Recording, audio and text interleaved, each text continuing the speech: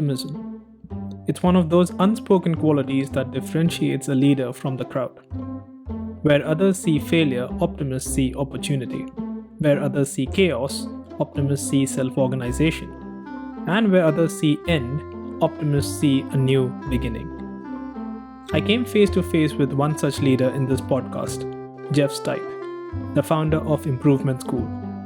He recently published his book, An Agilist in India, which he wrote while being stuck in a hotel room 7,000 miles away from his home in between a nationwide lockdown and a hurricane. And his stories had me gripped. I consider myself an optimist as well, but Jeff showcases extreme optimism. And this talk with him was a profound experience for me. We discussed everything from spirituality to music, and I was stunned to how he related every experience as a learning that one could take away as a human being. This episode is not just an education in being an optimist. It's a showcase of an optimistic leader and the difference it can make in an organization. I am your host Vishal Prasad, and this is EnterpriseJoy, educating organizations to be awesome.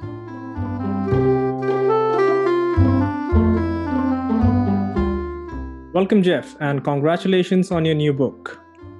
Thank you so much, and thank you for inviting me to talk with you here today. You're most welcome. And obviously, the first question would be, what was it like being an Agilist in India? Well, I'll repeat something I said a couple times in the book, is that I feel I got back from India. If I offered anything and helped people learn something in India, I got it back hundreds or thousands of fold. The things I learned in the contribution it was to my life. I mentioned at the beginning of the book that I really feel that India is the great fertile ground for agility on earth. And there were two reasons for that. When I started practicing there in 2014, I noticed this immediately. And the first thing was the zest for learning. And that I could show people something and they would listen and they would get it practiced and have a lot of fun with it early on. Early on, interesting, I quickly had to learn how to train rooms with 100 people in it. So sometimes I had to be pretty, sometimes dictatorial, but it didn't come off that way. I could say, please do this. And they would do it and then suddenly have fun with it and learn it together. So, and then the zest for learning in the challenges you put yourself in learning for all over the country, from early childhood all into adulthood. There's a real focus for learning and improving your knowledge that really doesn't exist in the United States. I shared this with my mother. My mother was a third grade teacher her whole career, teaching about 7 or 8 years old. And she, what I was sharing to her, she agreed right away. She was like, wow, this is like nothing like what you see in the United States, and just the zest for learning. The other thing I do mention, and the thing that the book focuses on a lot, is the extreme comfort with chaos and ambiguity, and the amazing ability to inspect and adapt in the moment in vast numbers. That you have these collective events in India that sometimes have millions of people in it, and an ability to inspect and adapt and live in that situation is just amazing. And I saw it in Agile teams immediately when I was working there. This is just the ability to be very comfortable with these kind of situations that are ambiguous and deal with it head on and inspect and adapt. And a lot of the book deals with that quality. So those two things together really, that's why I relish every moment I get to come back there, not just in India, but the whole subcontinent to work. I just relish every moment. And that's actually one of the things that attracted me the most about your journey. So it's the level of optimism. So I consider myself as an optimist as well, but when it comes to agility, my view shifts purely towards discipline, and which in the Indian context, if I believe, has quite a lot of room for improvement. But you, on the other hand, you address it in a very different way. So I see chaos, but you see something that's great, that has the possibility of being extremely agile. So I would like to understand, like, how do you embrace this mindset? Well, it's useful when you start talking about this to go back to the origins of Scrum in particular, right? Hmm.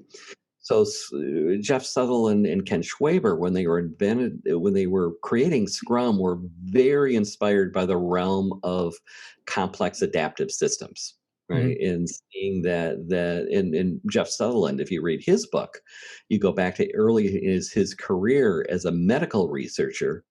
Right. What he discovered was that anything, a group of humans, a human cell, or anything operated as a system.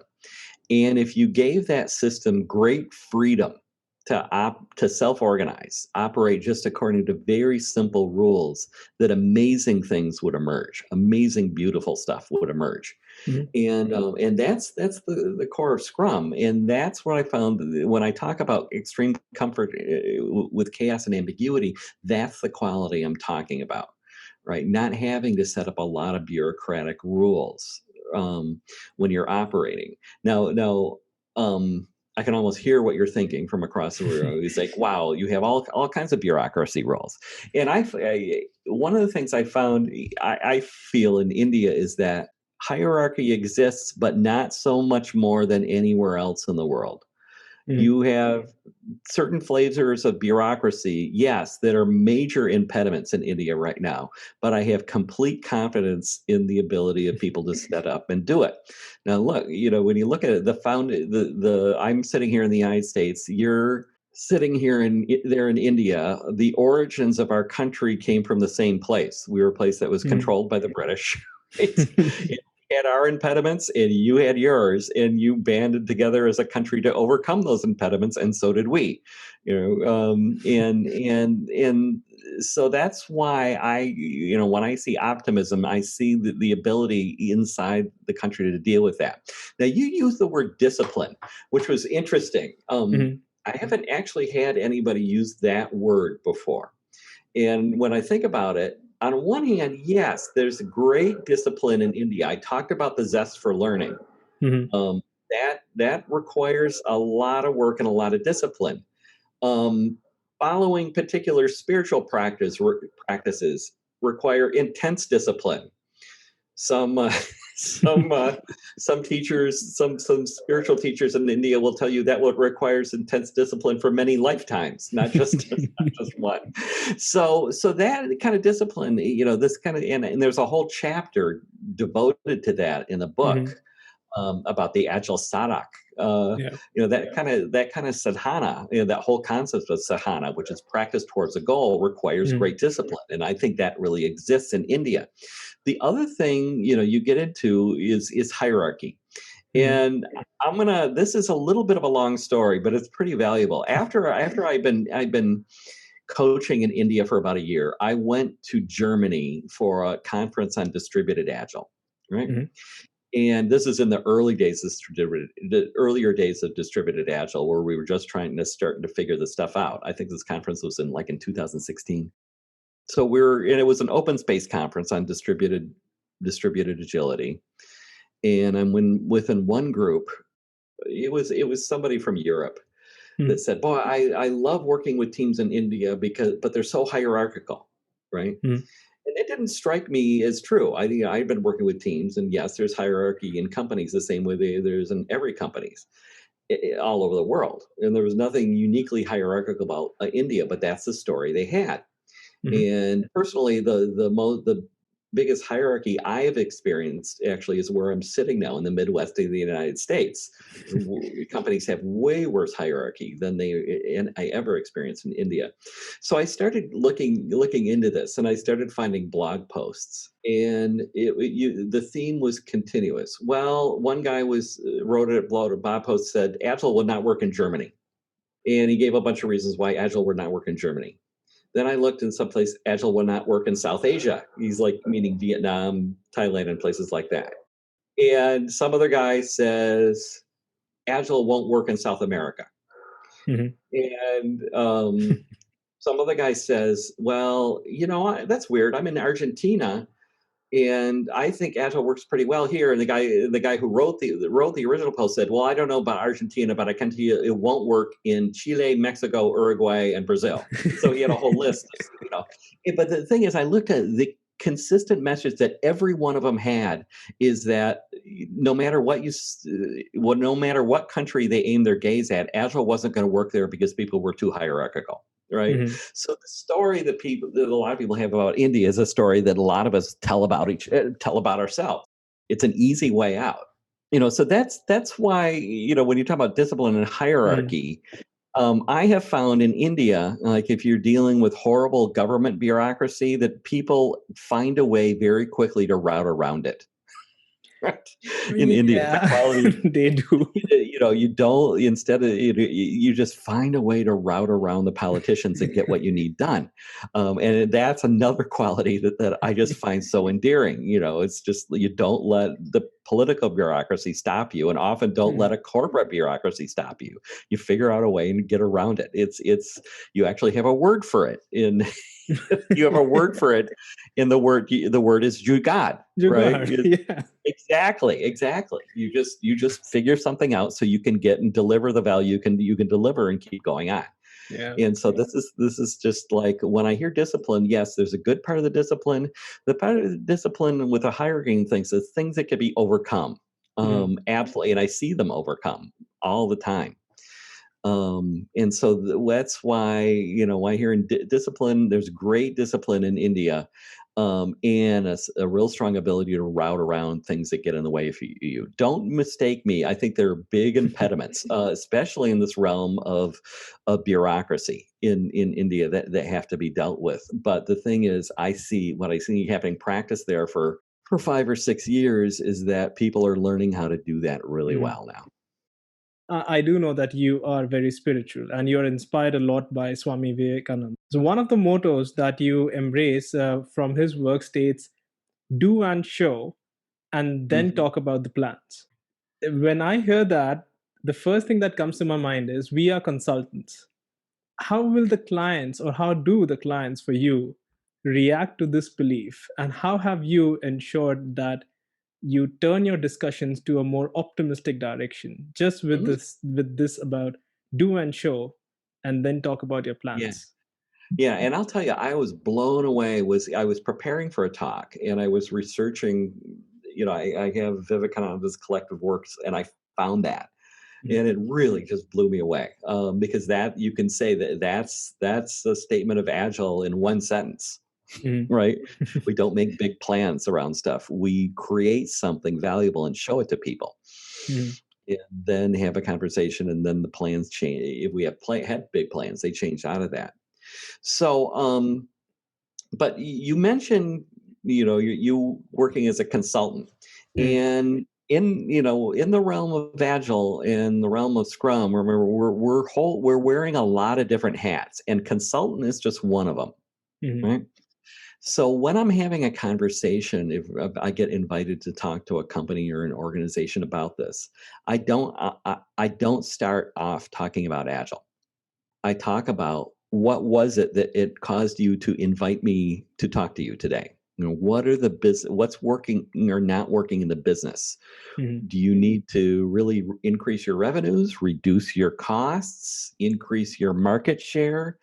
You need to retain your employees better, right? I didn't just, you invited me to come in here today. I didn't just walk in the room.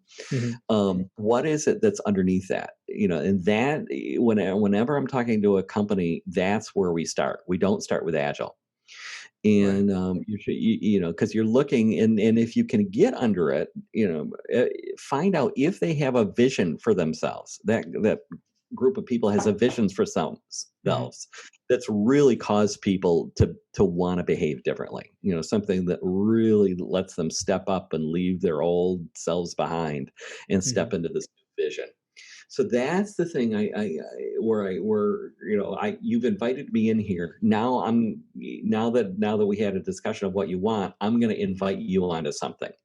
Mhm. And here's how it might look. Here's how it's going to look, right? We're not going to make a big upfront plan. We're actually, invite a group of you together and let's get cracking and create something.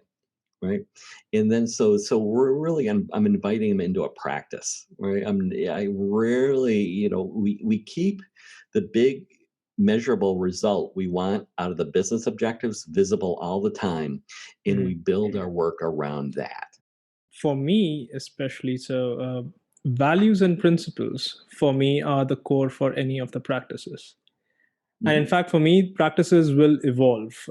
Values and principles usually stay intact because it's rooted much deeper. And you relate this notion with spirituality. And if you just pardon my ignorance, since I am not very spiritual myself, it did take me some time to understand how you relate spirituality with agility.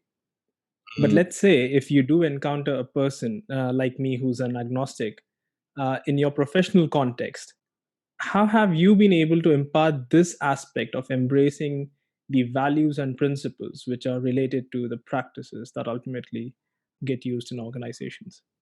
The way I do it is just to be me as fully as I can possibly be, right? I rarely, the thing I can practice not just in India but all over the world. Mhm. And one key to it is that you value people who they are inside their own civilization.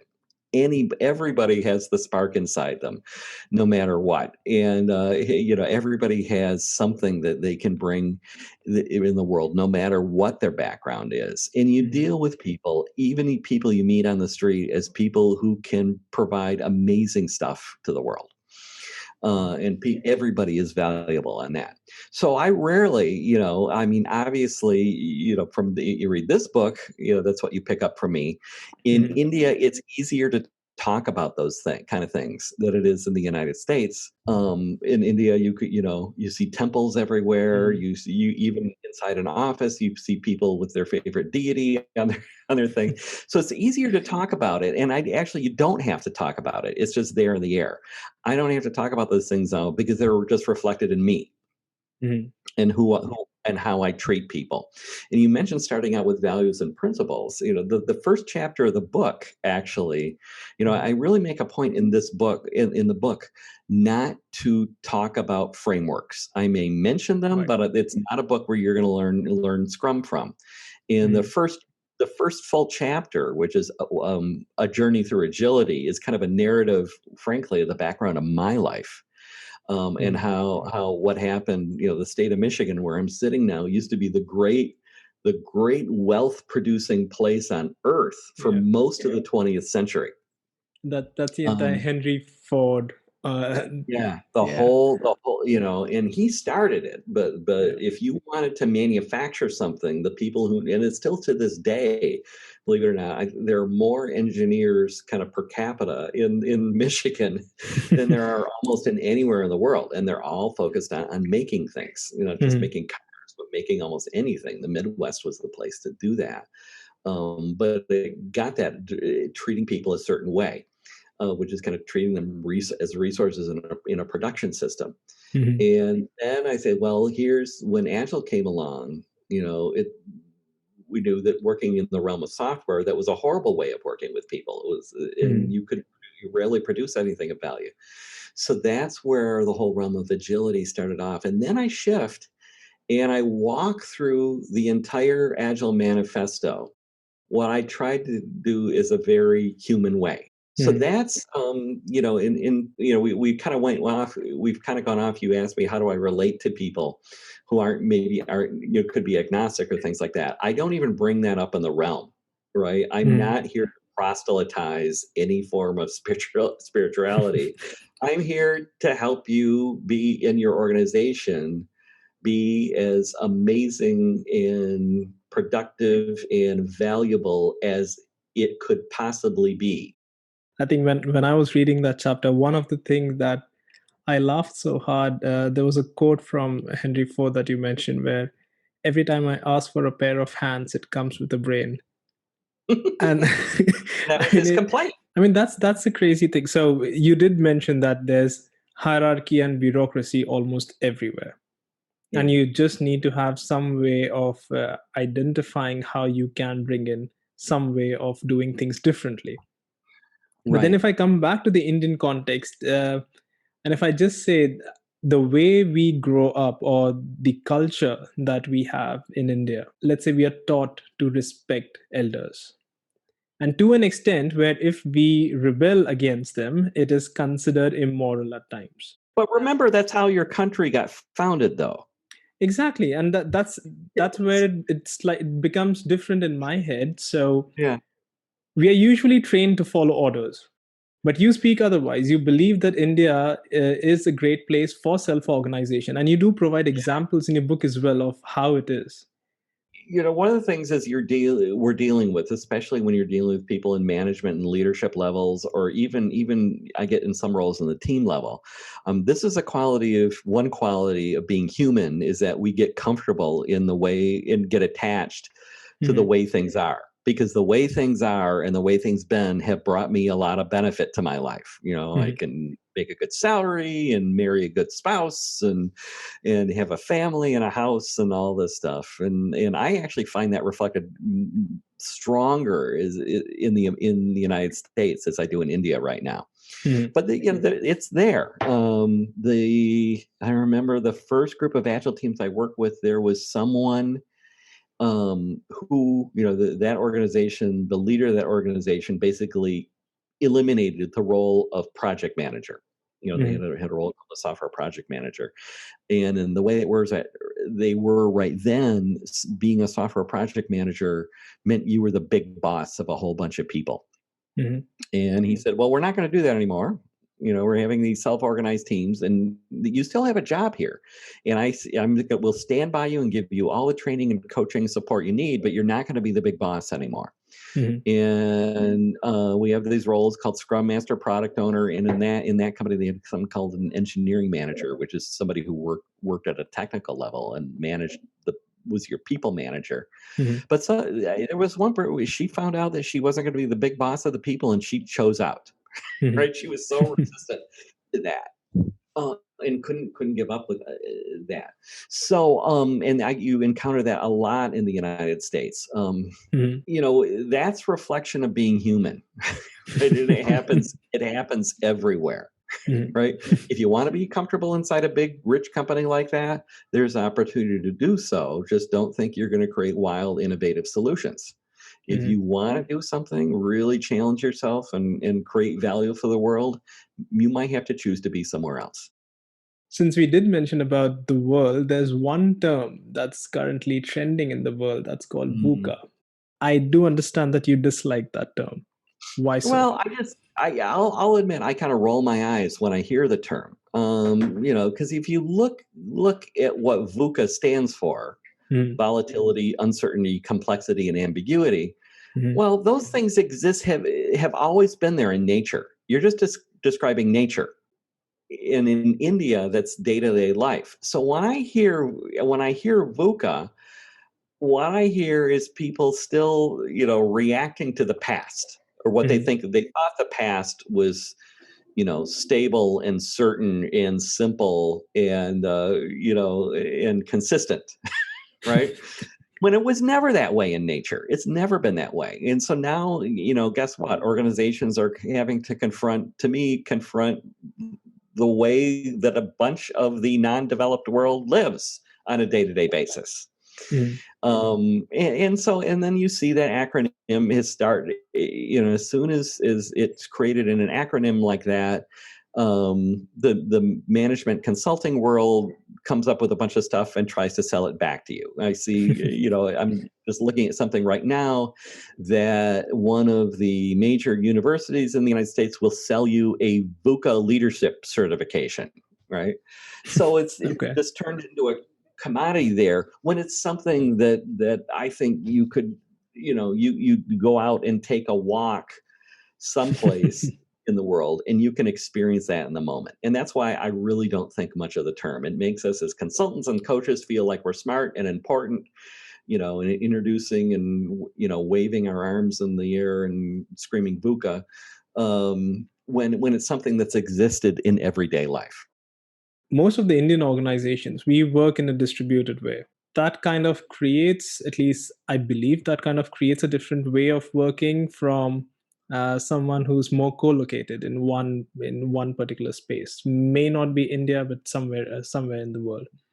According to you, what has been your top contrasting factors when it comes to differentiating these two type of worlds? Let's say something in India, something in the West, distributed, co-located. How does that operate?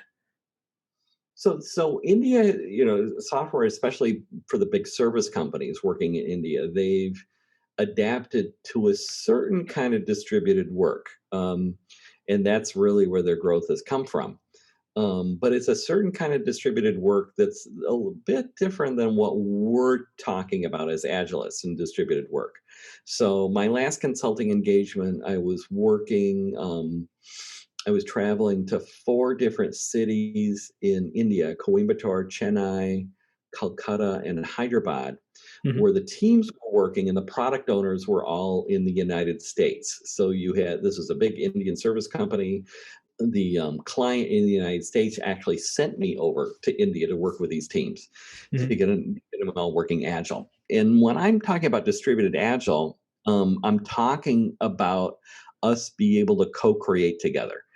mhm, I say, my niche among certified enterprise coaches from the Scrum Alliance is I'm the guy who will go anywhere on earth on short notice so I can help global teams building global products.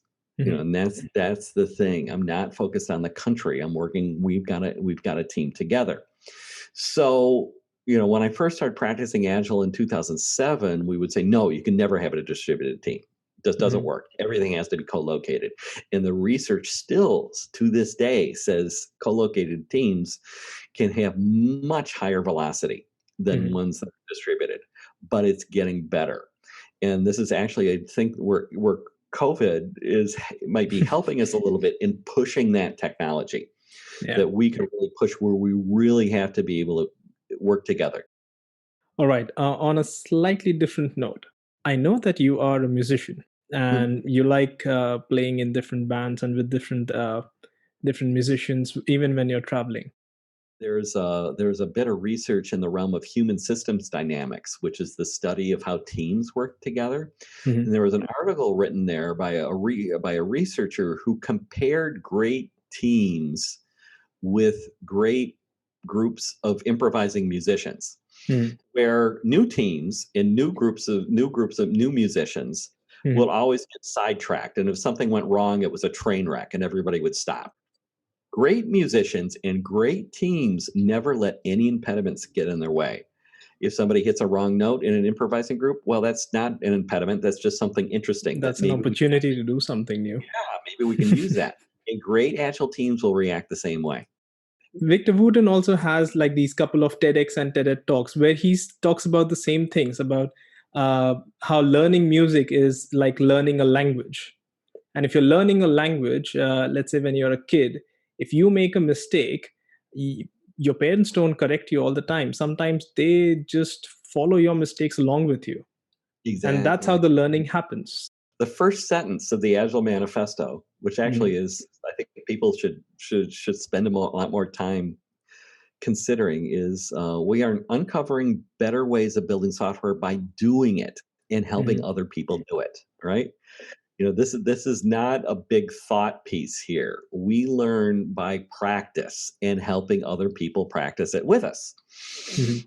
Yeah. If you go to one of Victor Wooten's camps, which I have quite a bit at Wooten Woods in Tennessee, Mhm, we're playing a lot of games together. And I'll tell you, I went to a weekend called Jam Camp, right? mhm, And if you've seen an oud, right, this instrument I play, mhm. it's kind of funny looking to Yeah. Westerners. And the first night at Jam Camp, sitting up there with my oud we're all on stage, and I think I had four bass players, three guitarists, and two drummers on stage, and me with his oud, right?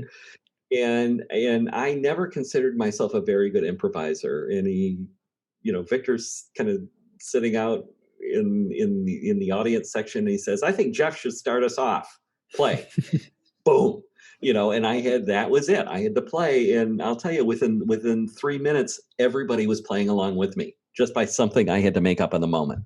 Mhm. So that's the point where I really made up that I can improvise with everybody, and so now the thing, I carry that instrument with me around, because you can find a musician anywhere, and you don't have to know their language to do it. So that's the thing. Is if you study or actually even start playing music and get into the thing where you're playing with anybody, that will make you a better Agile team member. You'll learn how to react in the moment without letting all these other impediments get in your way. Jeff, thank you so much for having this wonderful conversation with me. This was amazing. Wonderful. Really, really enjoyed this. I can't wait. I think it might be a while, but I can't wait till we can share some time together over in India, or maybe you in the United States, but at least some way that we can get all together. Yeah. Thank you. You take care. That was Being Optimistic with Jeff Stuit. I will leave a link to his profile and references from today's episode in the show description.